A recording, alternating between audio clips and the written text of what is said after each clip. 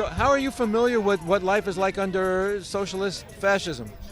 Well, because I was born in Soviet Union and I came to United States when I was 20 years old. So I remember very clearly how it was there. And, I tell you one thing. When I was about 13, 14 years old, that was 80s, maybe mid-80s. And we had to deliver news in a Soviet school. And there was no internet at that time. So one of my classmates brought a newspaper, Russian newspaper, with picture of people in America sleeping in carton boxes. And the story said that this is how people live in the United States. That was Soviet propaganda. And when I raised my hand and I said that's not true, I have relatives who live in Los Angeles and they have a good life. Next day, they called my parents to school. They said they will report us to KGB. They threatened my parents that they're gonna lose their jobs if I'm not gonna stop anti-Soviet propaganda. That's exactly what's happening now. People that went to express their rights in Washington D.C. now are losing jobs. Why? I understand people that broke into the Capitol, but again, I have a mixed feeling about that too. The lady that lost her life, she was not armed, and she was shot by a cop, and nobody says that was excessive force. I think it was a plain murder. They didn't have to shoot her, but because she was not the right skin color, nobody says anything. Because she was white and the shooter was black? No, she was just a white. What works against her, she was white, she was a Trump supporter, and they don't consider people like that humans anymore. So their life doesn't matter to them, but I think killing her was wrong. Okay, but that was one incident, but does that mean that all the supporters of Trump are insurrectionists like they're claiming on the news? No. We've seen so many Trump rallies, and people's been always peaceful. I do believe that all the chaos, all that we saw on January 6th, most of this unlawfulness happened because there was provocators. I do believe that there were people that were probably Antifa or any other far left wing organization who came there to sabotage the peaceful process so the media can portray people on the right as evil when we're not. I've been to this rally many times, and there's no violence, absolutely no violence here. How much of what's happening now is dictated by communist influences? I think Chinese Communist Party is paying a huge portion of it because they would like to see us go down. And, we all know the story about Hunter Biden and him being paid and his dad.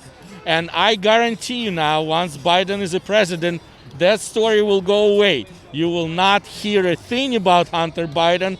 The criminal investigation will be buried, and nobody will dare even to ask the question about it, which is wrong. Biden was on TV bragging how he fired a foreign DA for investigating his son, and everybody thinks it's totally okay for our president to fire a foreign DA for investigating his son wrongdoings. But when Trump just required about it on the phone with the President Zelensky, they impeached him for that. That's ridiculous. That's just ridiculous. We let these criminals in White House to get away with murder. And it's only a matter of time until they come down on us. We're going to lose our rights of free speech, our rights to bear guns, and everything will be lost. Everything. You know, if you guys are not gonna wake up and rise up and do something about it to change it, it's not gonna be good. But how would you expect people to rise up? Well, like we are here, protest, show the support.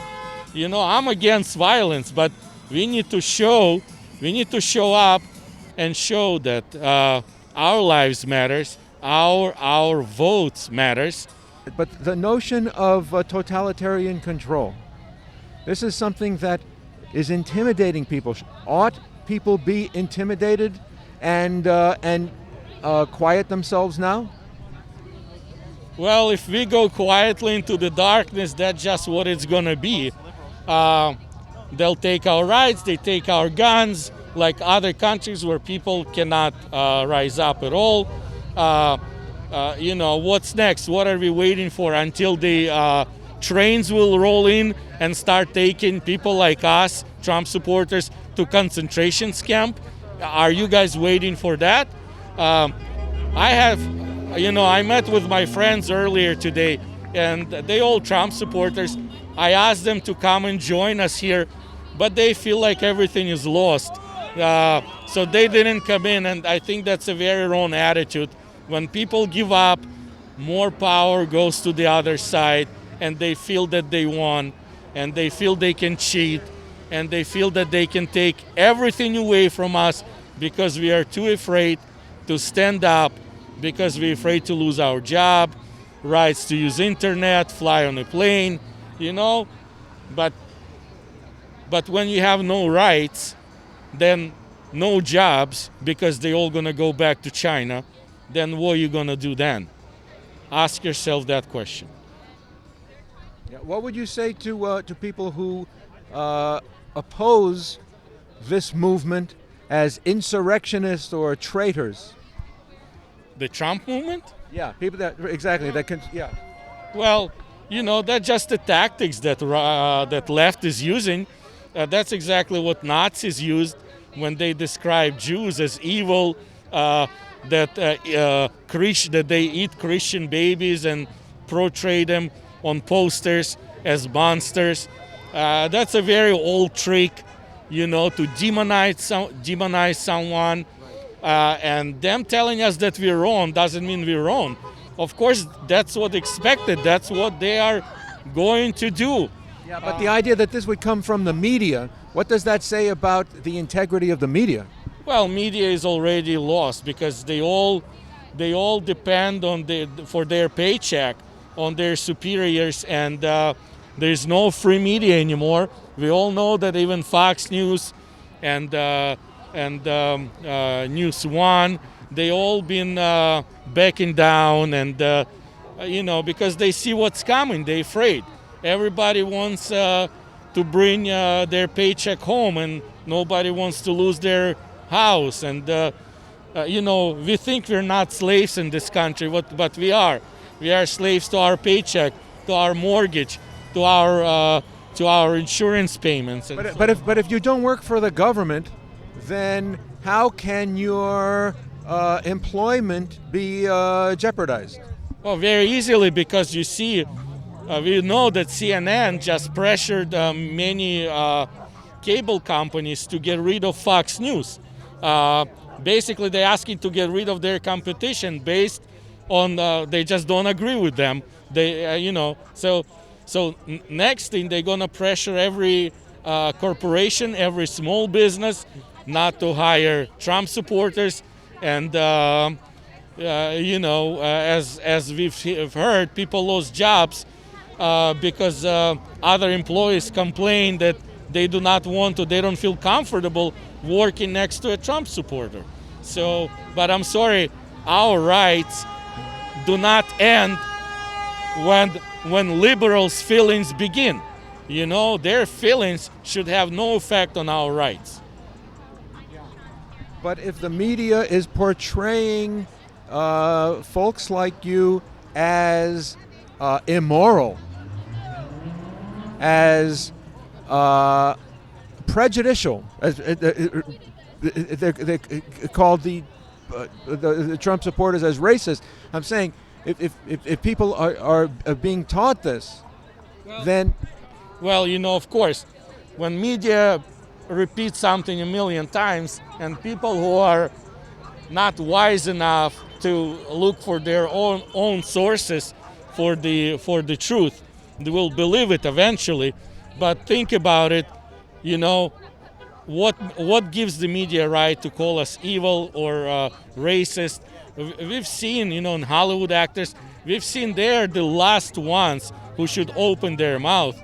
We've seen CNN anchor who was sick with COVID and went out and was approached by a person saying, what is he doing outside of his house? And he told the guy to shut up and go home, So they have no morals. We know their tactics, do as I say, not as I do. So they're elite, they know that whether it be communism or socialism, as long as they're on top, they will always be okay. Just like it was in Soviet Union, people on top never had any problems, and we see it now, people are struggling without money, without paycheck for a year almost. They give us $600, but they haven't missed a check on our taxpayers' money. If they were not getting their check, they would move completely different.